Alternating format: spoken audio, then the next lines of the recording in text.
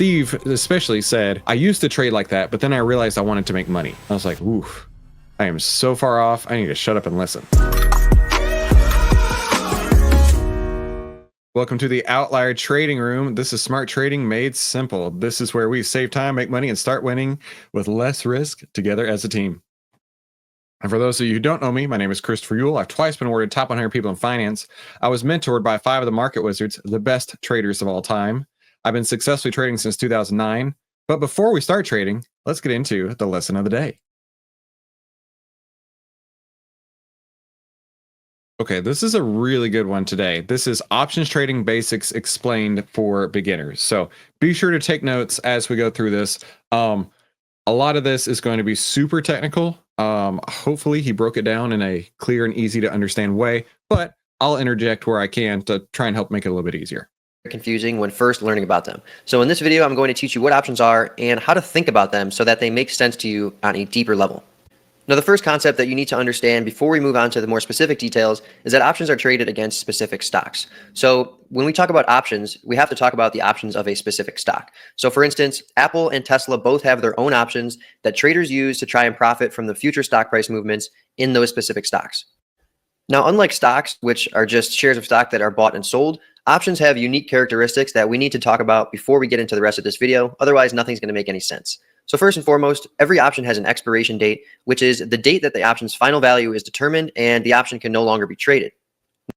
And it's important to note that because unlike stocks, options do have a finite date. In fact, let me increase this quality. I don't know why it's at 360. Options do have a finite date. So you need to have that move happen that you're looking for, bullish or bearish, in the time frame that you're looking for, right? That's something that can really take new traders by surprise, especially when you don't know what you're doing. Trust me, I've been there. When you don't know what you're doing and you end up placing trades that are expiring way too fast, right? Maybe you've heard of 0 DTE options. Please don't do that. It is a really risky trade where you get basically all or nothing. And you may win 8 or 9 times out of 10, but that 10th time is going to take off, 10x what each one of your losers or each one of your winners is. So it's important to figure out what expiration date works for you. Now, it may change, right? Like for me, I like to go, I start at 21 days. I move, a week earlier or a week later, give or take. That's my ballpark there. That's my wheelhouse. Whereas Steve Burns, we talked with him the other day, he starts actually a week earlier, around 14 days, and looks in that area, right? And somebody else may try leaps. Now, a leap is a long extended, I forget LEAP, I forget what it means, but something way out in the future that may be 6 months, a year, 18 months, something like that, right? And so depending on your trading and investing style, you can have very different expiration dates to achieve the same outcome, right? You and I can both be bullish, but I may be more bullish short term than you are. So you may be going with leaps and I may be going with something that expires in 2 or 3 weeks. Hey, Michael, good to see you. Sebastian. Now, most stocks will have options that are expiring anywhere from a few days away to up to 2 years away. Now, the next unique characteristic of options is called a strike price, which is the price at which shares will be bought or sold if the option buyer exercises that option. Now, I know this is confusing, but stay with me because everything is going to make complete sense in a couple minutes. Now, the last characteristic that we need to talk about is called an option contract multiplier, which in the simplest terms is the number of shares that the option contract can be converted into if that option is exercised. And I know Mikey Mike asked this once in the Discord. It's always 100, at least in American style options. I've never seen a time where it's not 100. Now, for the most part, most options will have an option contract multiplier of 100, which means that the option can be converted into 100 shares of stock if it is exercised. Now, at this point, you're probably wondering, if options are so complicated, then why do people trade them, and what's the benefit of trading options instead of just shares of stock? Now, probably the biggest appeal of trading options is that they can leverage your returns relative to a simple stock trade. Yes. So one of the best ways that I can think of, let me log into my Tasteworks account and we'll jump into it. One of the best things that I can describe is you can buy a stock for 10 cents on the dollar. Now, that sounds crazy, right? Getting a 90% discount on every stock you buy. But I'll show you the math here in just 2 seconds. Let me log in. Okay, we'll go to Apple stock since that's what he's got pulled up here as an example. And this is the way I trade, of course. It may be very different from how you trade, but I like to go deep in the money options. This is what the market wizards taught me to do whenever I'm looking to place trades. So we'll go to Apple and we'll go to let's go, we'll go to this January one here. That's 32 days out. So for example, if I wanted to buy 1 share of Apple right now, it would cost me $250. All right. So let's do some math on here. So if I want to buy 1 share, that'd be $250. All right. But with the deep in the money option, I can get 100 shares and that'll cost me how much? Let's see. If I go with like 80 delta is generally where I go. It cost me $17.70. $17.70 per share. So it's this times 100. Right. So it cost me $17.70 to get into 100 shares. Whereas this would cost me 25,000. So it's even less in this case. Let me move this over to get into 100 shares. Right. So imagine that these are real dollars here. So this divided by this means actually I would get a 93% discount by buying 1 option contract versus 100 shares of Apple at $250, or I could have 100 shares equivalent with 1 option contract at $1,700. Right? That's a really cool advantage that options have that you can't get in a regular stock. Right? You may be able to get it for half. Right? You may be able to do this if you're using margin, but even that is still. That's still 85% less to go with the option, 86% less to go with the option versus buying the stock outright. So it's a pretty awesome thing to be able to have the leverage on options if you know how to use it correctly. Trade. So let's go ahead and compare a hypothetical stock trade and an option trade to illustrate this point. So let's say we buy 4 shares of a stock for $150 a share and sell them 30 days later for $160 a share. Now, of course, this is hypothetical, but the profit on that trade would be $40 since we bought 4 shares of stock and they increased by $10 per share. Now, a $40 profit on a $600 investment is a 6.7% return. So let's compare that to a hypothetical option trade. So let's say we bought the 30-day 150 call option for $5, and with the stock price at $160, 30 days later, we sold that call option for $10. So this would be an at the money option, right? So if it's currently at $150 and you're buying the calls at $150, that's the at the money trade. Okay. So it's going to have a little bit different on the leverage there. Now, the profit on that trade would be $500 because the option price increased $5 from where we purchased it. Now, remember, a standard option contract has a contract multiplier of 100. So that $5 increase in the option price actually represents a $500 profit. Now, since we paid $500 for that option and we sold it for $1,000, our return is 100%. So clearly you can see that by trading an option, you can leverage your returns immensely relative to just a simple stock trade. For sure. Now let's take that and let's go back to these and let's say that it's $250 now, right? And we bought 100 shares. So this times this, okay? And same thing here, right? Let me format that. Now let's say that it went up $5, okay? So it went to $255, but this one's also going to go up $5, give or take. We're rounding here. Equals this plus 5. Okay. Now we multiply this times 100. That's 25,500, right? Which sounds great, but our gain on that is new. This is how I remember it. New minus old divided by old. Okay, 2%. Or if this goes up $5, that is this times 100. Yeah, that's a 28% gain there, right? Because the option contract went from $17.70 to $22.70 here in this case. And so if we sold it out to close, we would have $22.70. And that would be a 28% gain rather than a 2% gain, right? So you're paying 90% less and you're getting 15x more return than you would just in the stock alone. I mean, the reasons for having options add up really quick. Now, unfortunately, it's not all good news when trading options, because if the stock price had stayed right at $150 over that 30-day period, then the trader would have lost the entire $500 investment in that. If, and I'm glad that we're having examples here, if it doesn't go anywhere, and he bought it for all extrinsic value, right? So in this case, it would be the 255 strike here, which is 377 today. And all of that's extrinsic value. Extrinsic value goes to 0 on every option contract, on every stock, every time at expiration. Okay. If this goes to 0 and it's all you bought was extrinsic, then it is worthless, right? It's not worth less than it was the other day. It's worthless, right? Worth 0.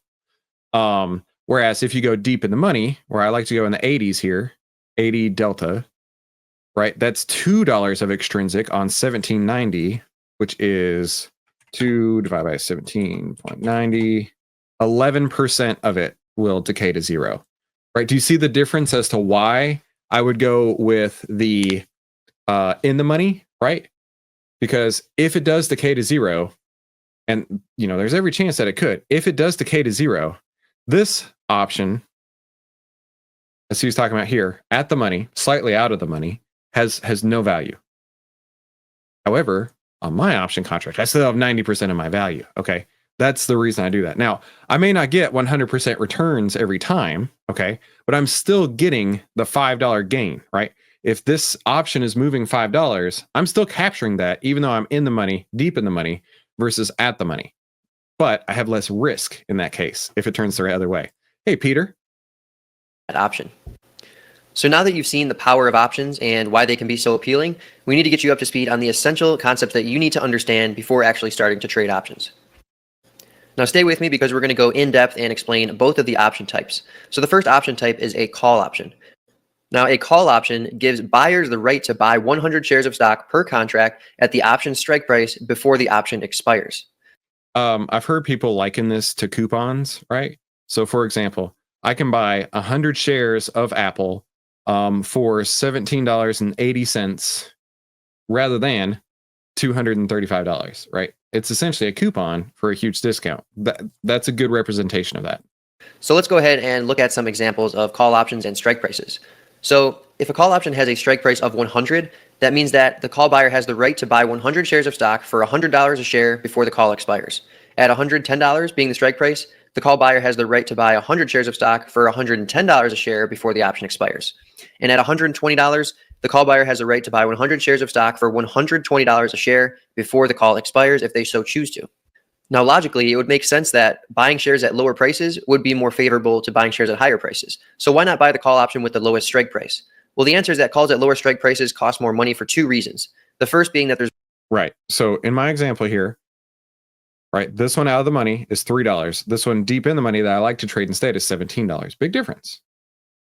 more value in the ability to buy shares at lower prices, which is the strike price of the call.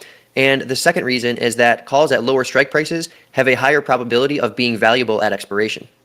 So if we go back and look, which I would much rather have a higher likelihood of this being valuable at expiration versus worth zero at expiration. Just saying. At the option prices at each strike, let's say the stock price is currently at $100 and we look at the call option with the strike price of $100. That option might be worth $3.50 and the call with the strike price of $110 might be worth 63 cents, while the call at the strike price of $120 might be worth 6 cents. So let's go over a more specific call option trade example so you can better understand how the position would work out in certain scenarios. So let's say we have a stock and the price is currently at $50. And let's say a trader's prediction is that the share price will increase to $60 in 2 months. Now, the hypothetical option trade would be to buy the 50 call that expires in 60 days.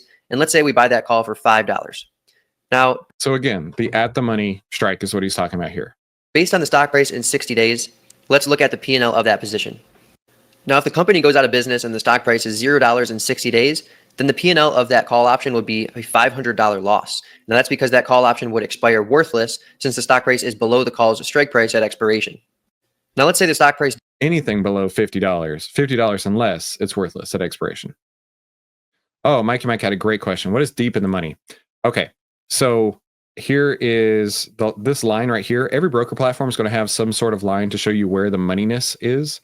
And so that's the at the money, right? Anywhere around here is at the money. Any of these 4 strikes is at the money. Deep in the money is where it's deeper. The option has intrinsic value. So in this case here, 250, 245, 240, anything below 250 is in the money. Deep in the money is relative, right? Deep in the money for me is roughly 80 delta. Deep in the money for someone else may be a 65 delta, right? But deep in the money generally is somewhere in the moneyness. Out of the money means anything that's a higher price than the current price, right? So if it's 250.63, if there are 251 strike, that's still out of the money, whereas a 250 strike is in the money. Okay. Now, deep out of the money or far out of the money is another way to hear it. That'll be anywhere somewhere out here where it's like 20 delta or less, give or take. And deltas go from 0 to 100, right? And so you can think of it in percentage terms, right? How far in the money or how far out of the money it is when you say on a 0 to 100 scale. So so out of the money would be down here, in the money would be up here, deep in the money would be somewhere, 75 grade or greater on the delta scale. Didn't move at all, and it was still at $50 in 60 days. In that case, we would still lose $500 because at $50 per share, that 50 call option does not have any value because the stock price is not above that call's strike price. So again, we would lose $500 if the stock price did not move over that 60-day period. Now, if the stock price increased to $55 and was at $55 at the time of that call's expiration, then we would not have a profit or loss on the trade because the call option would be worth $5. So let's do the math behind this. The option was the 50 strike.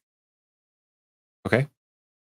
And at the 50 strike, he paid $5 for it. So you take the strike price plus the amount you paid for it to get your break-even point. Okay. If he had paid 50 cents for it, it would have been $50.50. But the break-even here is exactly the strike price plus what he paid for it, which is why it's all the way up at $55. And since we purchased it for $5, there would not be a profit or loss on that position. Now that call option would be worth $5 because with the stock price at $55, that call option has the ability to buy shares $5 below the current stock price, which explains why the call option is worth $5. Now if the stock price were to rise to $60 over that 60-day period, the profit on that call option would be $500 because that call would be worth $10. Now remember, this is the 50 strike. The 50 strike breaks even at 55 because it's the strike plus what he paid for it. So in order to make 500, it actually has to go all the way up to $60. Okay. So it's 500 more than what he paid for it. Now the call would be worth $10 because the strike price is 50 and the stock price is at $60, which means that call option has the ability to buy shares $10 below the current market price. And that explains exactly why the call option is worth $10. Now remember, since that option contract multiplier is 100, the $5 increase in the option price from $5 to $10 equates to a profit of $500 per call contract.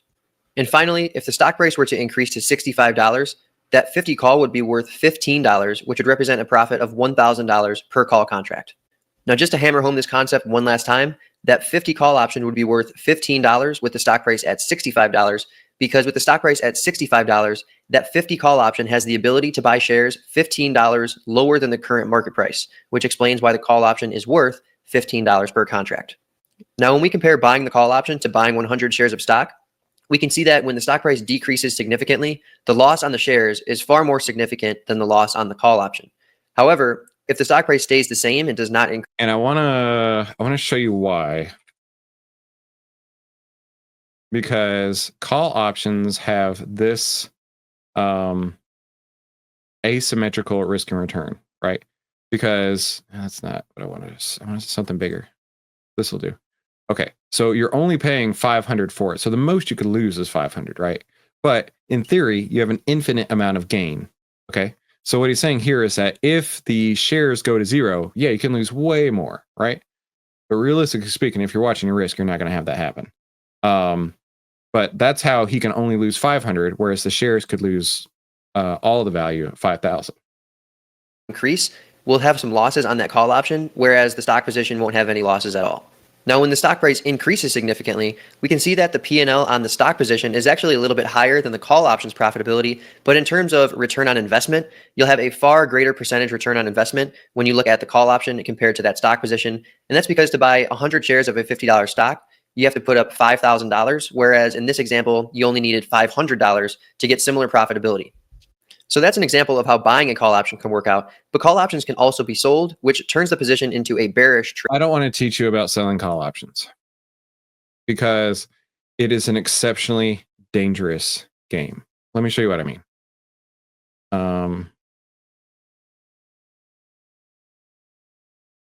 So a short call option looks like this, right? So let's say you sell something out of the money. Let's say it's the Apple. It's currently $250, and let's say you are selling the 265s for $1.15. All right, you're going to collect $1.15 back, right? The most you can make is $1.15, right? Because we've taken what it used to look like, right? We've taken what it used to look like and we flipped it upside down. Okay, so now the most you can make is $115, whereas before in this example, the most you could have lost is $115. However, the losses can go on exponentially. Well, maybe not. It would be linear actually, but indefinitely. Okay.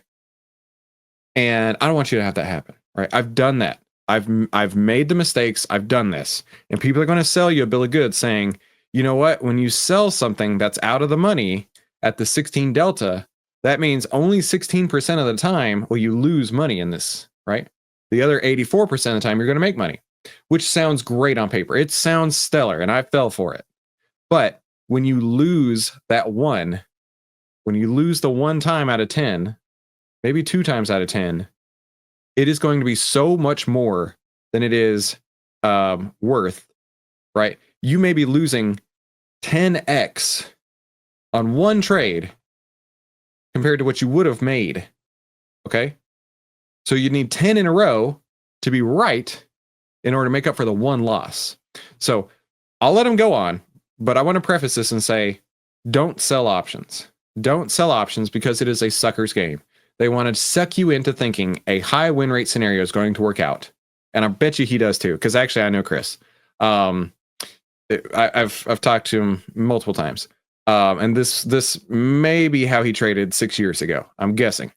So he may try and convince you selling call options is the way to go, but I'm telling you, your risk return does not make up for it, even with an 84% win rate. So let's see what Chris has to say. Trade. So let's go ahead and look at an example to see what that might look like. So let's say we're looking at a stock that's trading around $100, and we go ahead and sell the call option with a strike price of $110, and we collect $5. Oh, Randy says, and consider out of the money options as lotto plays. Yeah, a lot of people do, right? I consider selling out of the money options, and you've probably heard this term before, picking up nickels in front of a steamroller, right? Yeah, it sounds great. I'm going to pick up tons of nickels. But at some point, the steamroller is going to roll me all the way over. There have been countless times where people have blown up big because of this style of trading. Dollars for that option. Now, if after selling that call option, the stock price trades sideways, decreases, or even increases slightly, the position will work out favorably because that call option will expire worthless as long as the stock price is below the strike price of $110 at expiration. So, for example, if we go back to this, if at January 17th, the price of Apple is below 265, anywhere below 265, you get to keep the premium that you sold it for, which in this case is, let's call it $1 for rounding sake. We'll call it $1.10. Okay. However, if the stock price increases significantly, then selling that call option could turn out to be a very dangerous play because there's no limit to how much.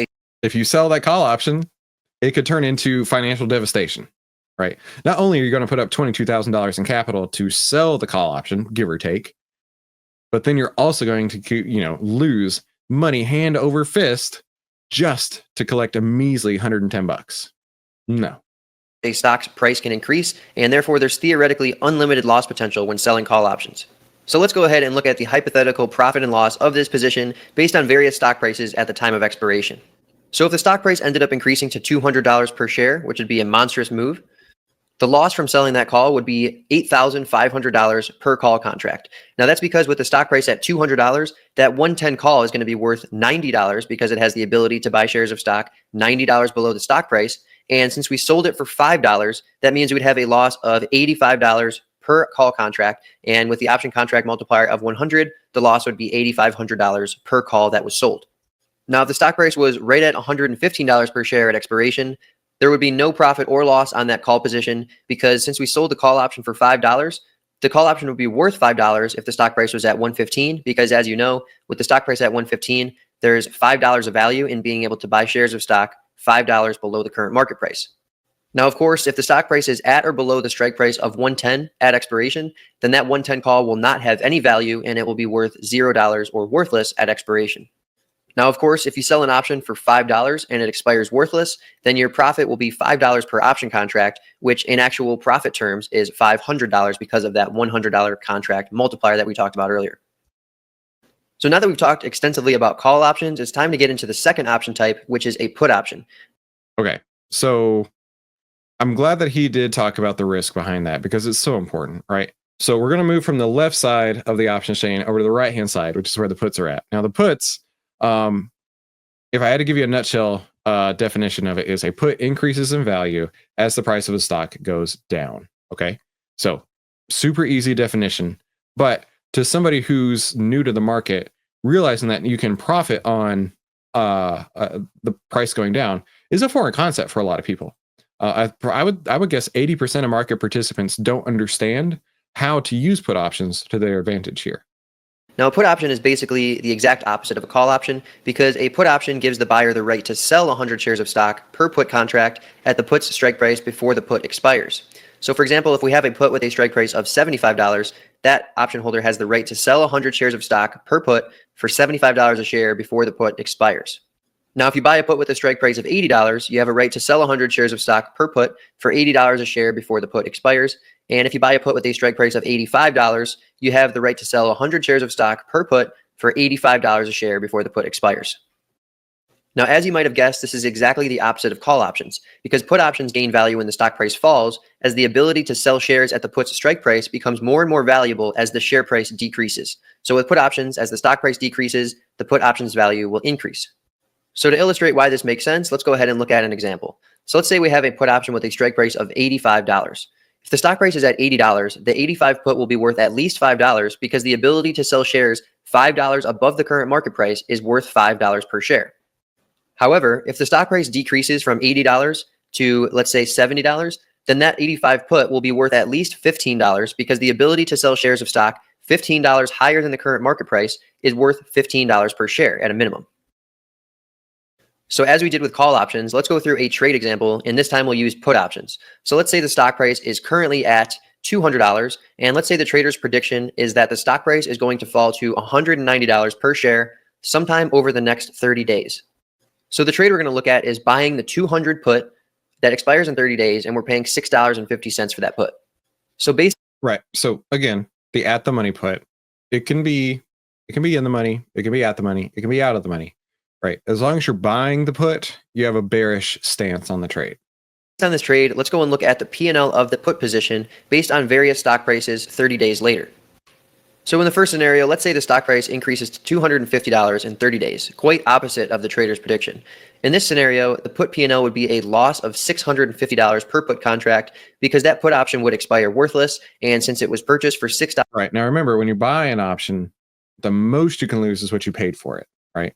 So if the price had gone from 200 to 250 and you sold the option, it would be exceptionally more that you would be losing than just the $6, right? Significantly more. $6.50, the loss on that option. If you were selling calls, right? Because selling calls is a bearish trade. If you sold puts and it went from 200 to 250, you'd actually be up, but we're not discussing that right now. Option contract is $6.50 times that $100 contract multiplier, which comes out to a loss of $650. Now remember, that put is worthless because with the stock price at $250, there's no value in being able to sell shares at $200.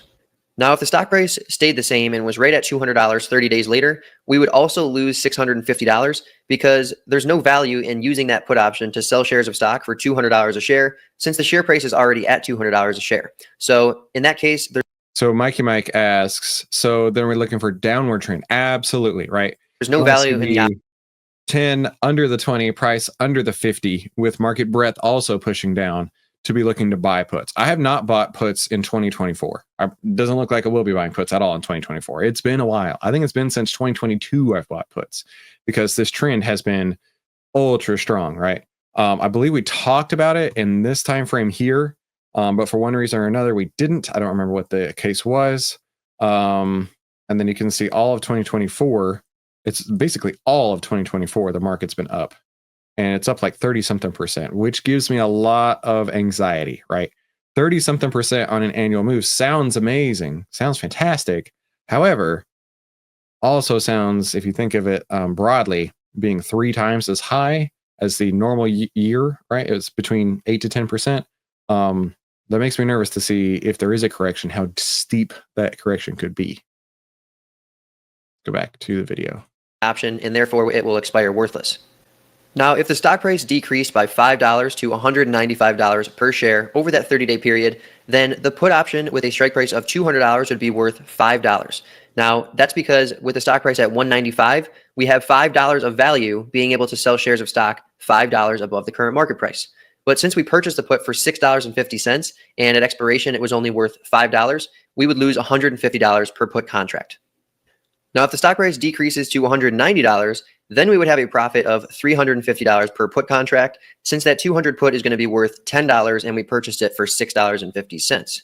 Now, that put contract is going to be worth $10 because with the stock price at $190, there's $10 of value in being able to sell shares of stock $10 higher than the current stock price, which explains the put's value of $10.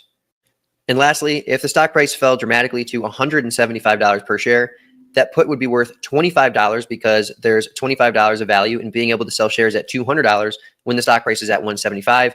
And with a put contract being worth $25, we would have a profit of $1,850 per put contract since we purchased it for $6.50 and it increased to $25. Now, just like call options, put options can also be sold, and that turns the trade into a bullish position. So now, on this is where I screwed up a lot, because in a big bull market trend like this, right, a lot of people, and they probably have been doing it with all these 0 DTE options, have been selling puts against this, right?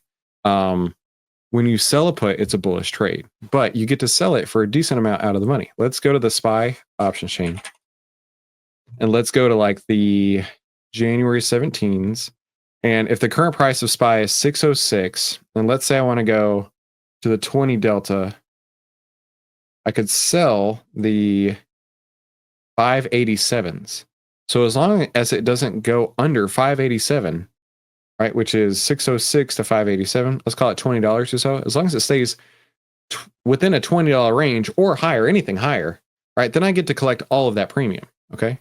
And a lot of people want to do that on 0 DTE options, which I think is a very, very dangerous game. So let's go on one that expires tomorrow to the 20 delta, which is going to be a lot closer. And let's say it's the 603, right? So now I've only got $3 of room to be right or wrong, right? To be wherever it's going to be or higher. But I'm only going to collect 25 cents. If I'm only collecting 25 cents and I don't sell anything with or buy anything with this to make it a spread beyond the scope of what we're talking about here. But if I don't make it a spread, I'm going to be putting up something like 10 grand, maybe $15,000, $20,000 for 25 cents. Yeah, people do that. Seems crazy, but they do. On top of that, let's say we do spread it out for a $5 spread, right? I would be making 21 cents. So $5 minus minus 21. So I would make $21 for every 479 that I risk, right? So that risk return is so imbalanced, which is exactly what happened to me, that it would take significantly. How many trades would that take, right? If I lost on one trade, if I lost all $5 of this, so 479 divided by 21, it would take me 22 trades to make back. 22 trades to make back on losing one. If I lose one trade, it takes me 22 trades perfectly executed to make it back. That is why I say don't sell options. Don't sell options. The risk return is so skewed against you. It is a sucker's bet. And I was that sucker for several years, right? That was what prompted me, because I did the math and I'm like, it's going to take me 22 trades to make up for this. That's when I was like, I need to find people who actually made money in the market, and super blessed beyond belief that I actually worked directly with 5 of the market wizards who taught me this is not it, right? Steve especially said, I used to trade like that, but then I realized I wanted to make money. That was the quote he told me. He probably doesn't even remember it, but I remember it, and I'll take it to my grave. I used to trade like that, but I realized I wanted to make money. I was like, oof, I am so far off. I need to shut up and listen. So let's go ahead and look at an example just to illustrate how that would work. So let's look at a stock that is currently trading at $190, and instead of buying a put, we actually sell the 170 put, and we collect $7 for selling that put. Now, it doesn't matter if the stock price trades sideways, increases, or even decreases slightly. At expiration, if the stock price is above that strike price of $170, that 170 put is going to expire worthless, in which case we will make $700. Now, with that being said, selling a put option is a highly risky strategy. Let's say the stock price decreased to $150. If the stock price is at $150 at expiration, that 170 put is going to be worth $20. Now, since we sold it for $7 and it rises to $20, the loss would be $1,300 per put contract. Now, we've covered a ton of content in this video, so let's go ahead and recap what we've learned so far. So let's start with call options. Now, when you buy a call option, that gives you the right to buy 100 shares per call at the strike price on or before the call's expiration date. Now, as a call buyer, you want the stock price to increase as much as possible above the call's strike price, as the call's ability to buy shares at a discount to the current share price will become more and more valuable as the stock price increases. Now, if you sell a call option, that actually gives you the obligation to sell 100 shares of stock per call contract at the strike price if a call buyer exercises and you are assigned. Now, I know we didn't talk about that in this video, but we did a full playlist on options trading basics, and one of those videos is on exercise and assignment, which dives deep into exercise and assignment and teaches you everything you need to know about those two concepts. Now, I highly suggest you click on that playlist link that is in the description, as it'll cover the most important concepts you need to know as an options trading beginner. All right, now moving on. Now, as a call seller, you want the stock price to remain below the call's strike price as time passes, as the option will expire worthless if the stock price is below the call's strike price at expiration. And as we've seen, that means you will keep 100% of the premium that you collected for selling that call option. So moving on to put options. When you buy a put option, that gives you the right to sell 100 shares of stock per put at the strike price on or before the put's expiration date. Now, as a put buyer, you want the stock price to decrease as much as possible below the put strike price, as the put's ability to sell shares at a premium to the current share price will become more and more valuable. So the further that stock price sinks below that put strike price, the more valuable that put option will be, which as a put buyer means that you'll generate more and more profits as that stock price decreases. Now, as a put seller, you actually have the obligation to buy 100 shares of stock per put at the strike price if a put buyer exercises and you are assigned. Now, lastly, as a put seller, you want the stock price to remain above the put strike price as time passes, as the option will expire worthless if that stock price is above the put strike price at expiration. And if that's the case, then you will keep 100% of the option premium collected for selling that put option. By the way, if you're brand new to the channel, please go ahead and click this. Yeah, exactly. So I'm actually going to give this video like a 9 out of 10 because he covered a lot on this, right? He covered the basics. He covered what they are, the differences between buying one and selling one, the objectives between buying one and selling one, all of that I can really get on with. And I even appreciate the fact, because I know Chris Butler, not personally, but I mean, we've chatted before a couple times. I appreciate the fact that he also talked about the risks involved with selling calls or selling puts, because it's tremendously more risk to sell an option than it is to buy an option, right? Tremendously more profitable if the trade works out for you, if you buy the option, tremendously more risk if you sell the option versus buy the option. So absolutely a ton of really good information here. So listen, we don't get winners all the time. So I'm glad we got that. That one was definitely outlier approved. Peter says he's going to review this. And Randy says, yeah, he did cover the basics well. I agree. So if that was useful to you, make sure you share that with somebody. And let's do our member highlight of the day. All right, member highlight. Mikey Mike, I'm hoping that you removed your email on that one. But Mikey Mike had put his email out in the Discord, and I was like, hey man, why don't you delete that message? I don't want anybody emailing you when they see it. But not a whole lot going on in the chat, except for Michael Wales being the whale of the day, taking 11.75% out of Walmart. Way to go. And then Dave made 137% on QTBS. So congratulations, you two. I really am excited to hear those great things for you. So be sure to share your stories in the Discord and tell everybody you know about OVTLYR as well. But if you haven't already subscribed, do so already, but be sure to hit that like button. Now back to trading in the OVTLYR trading room. So I'm a partner with OVTLYR, and this is my style of trading using OVTLYR. Now real quick, what is OVTLYR? How does it work? It's the world's best AI stock trading assistant, allowing you to save time, make money, and start winning with less risk in a 4-step process. Number 1, OVTLYR monitors how investors are reacting to changing market conditions, news, price movements, and the economy. OVTLYR determines if investors are acting irrationally, fearful, or greedy, and by how much. OVTLYR gives buy and sell signals when those irrational behaviors reach an extreme. Number 4, allowing you to get into the stock move before the outlier move happens. Get into the stock before the outlier move happens. Now, as you know, we have been sitting on a sell signal on the SPY for a while now, since November 21st. And during that time, the SPY has been climbing, but yet it seems to have reached a short-term high here, right? This shaded area is what we call an order block. This is where big institutional orders are waiting to be filled. This order block can be considered support and resistance, right? So anytime you have an order block up on top of your stock price, it's going to take a lot of work to churn through all those orders, to fill all those buys, fill all those sells, and then move out and continue on. So that's why that would be overhead resistance. Now, it's still inside of that order block, but when it closes over, the order block will disappear. But if it doesn't close over and it goes down, which there's a good chance, in my opinion, it could go down, that could be problematic here. Now, why do I say there's a good chance that it could go down? Well, if you look at outlier in the market breadth, you can see here that there are 40 new names on the sell list today, only 2 new names on the buy list today. And we have that represented here in the market breadth section of the website here. And this green line is the number of stocks, right, from 0 to 100 of how many have a buy signal. As you can see, that's been just going down hard and fast with the 10 EMA crossover happening on December 4th. So the market breadth is super weak. We've got a sell signal on the SPY, and yet the market is still flirting with new all-time highs. Where I'm really concerned is if you look at an S&P 500 map over last week, I was trying to find for month to date. That's what I'd really like to see. By the way, year to date is crazy. Look at these numbers. Amazon 53%, Tesla 85%, Microsoft 20, 166 on Nvidia. These numbers are crazy. But going back to the last week, this is why the market is really, in my opinion, in a dangerous situation. A handful of stocks, a magnificent 7, pretty much, with a handful of others, are the only ones holding up the market. Everything else is super, super red.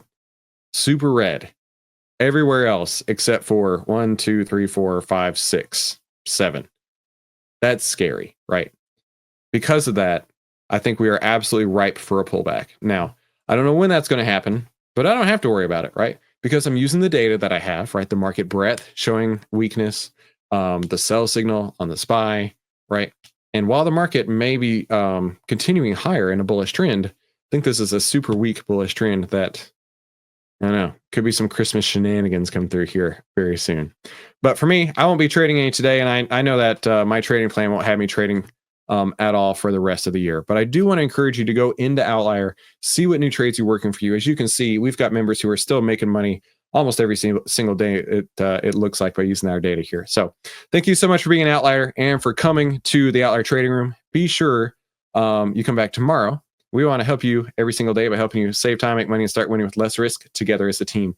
This Thursday, we will be having the trading room at a different time. It's going to be about an hour earlier. It will be starting at 2 p.m. Eastern time, 1 p.m. Central time.